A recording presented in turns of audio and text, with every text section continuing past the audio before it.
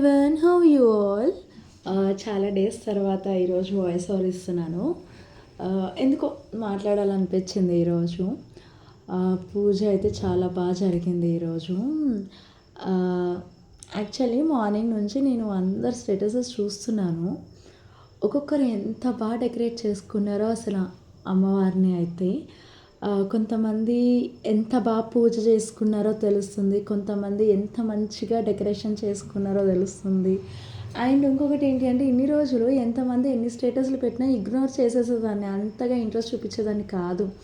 కానీ ఈరోజు ప్రతి ఒక్కరి స్టేటస్ చూస్తుంటే లిటరల్లీ ఎన్ని చూసినా ఇంకేదైనా పెడతారేమో, ఇంకెవరైనా పెడతారేమో అని నా ఫ్రెండ్స్ సర్కిల్లో ఎంతమంది ఉన్నారో ప్రతి ఒక్కరి స్టేటస్ కోసం వెయిట్ చేస్తూ ఉన్నాను మార్నింగ్ నుంచి. యాక్చువల్లీ మార్నింగ్ నుంచి చూస్తూ ఉంటే ఇప్పుడు రియలైజ్ అయ్యాను. ఇదా యాక్చువల్లీ మెచ్యూరిటీ అంటే. ఇంతకుముందు ఏంటి, ఏవో రీల్స్, ఏవో పాటలు చూసి టైంపాస్ అయిపోయేది.